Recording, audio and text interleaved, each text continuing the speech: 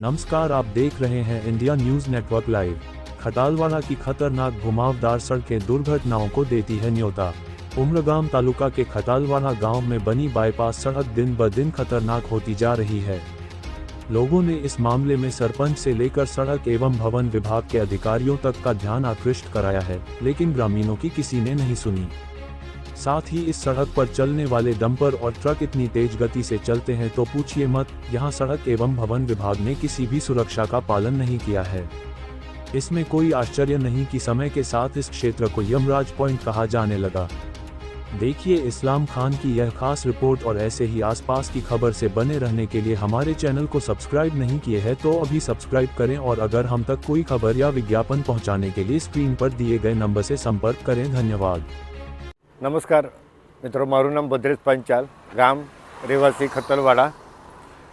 કાલે સાંજે આજ રોડ પર એક અચાનક દુર્ઘટના બની, જેમાં ગમખ્વાર અકસ્માત થયો। બે મોટરસાઇકલ વચ્ચે સામસામે ભટકાતા સૌ ઇજાગ્રસ્ત થયા હતા અને તેમાંથી બે જણની ગંભીર હાલત છે, જેને એકવાર ભિલાડ લઈ ગયા સિવિલમાં 108માં અને પછી અત્યારે સેલવાસમાં વિનોબા ભાવે હોસ્પિટલમાં ગંભીર સ્થિતિમાં છે, જે મરણ જીવન વચ્ચે ઝોલા ખાઈ રહ્યો છે। હવે આ રસ્તા માટે અગાઉ પણ અમે વારંવાર રજૂઆત કરી છે।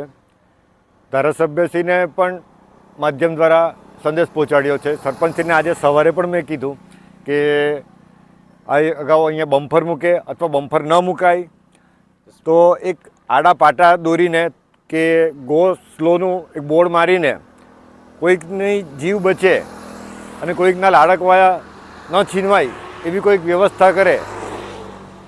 એ પ્રમાણે હું આપને સૌને, ધારાસભ્ય શ્રી રમણભાઈને, સરપંચશ્રીને હું અગાઉ પણ વિનંતી કરી અને અત્યારે પણ હું બે હાથ જોઈને વિનંતી કરું છું કે કોઈકના જીવન જોખમાય નહીં એ માટે કોઈક યોગ્ય પગલાં લે।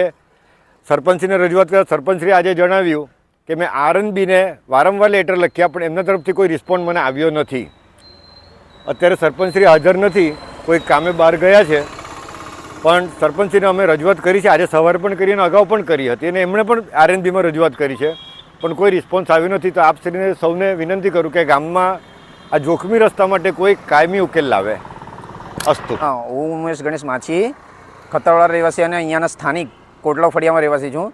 અમે ઘણા એવા અકસ્માતો જોયા છે અહીંયા સાહેબ। તો હું સરકારશ્રીને દરખાસ્ત કરવા માગું છું કે લોકોની જાનહાનિથી બચવા માટે સૌથી પહેલે આનું પગલું લઈ અને અમે ઘણી વખતે સરપંચશ્રીને પણ આ દરખાસ્તો મૂકી હતી, પણ એનું નિરાકરણ લાવતા નથી। તો અમે જેથી કરીને સરકારશ્રીને એમ કહેવા માંગીએ છીએ કે આ જે અકસ્માતો થાય છે એને રોકવા માટે કંઈક પગલાં લો।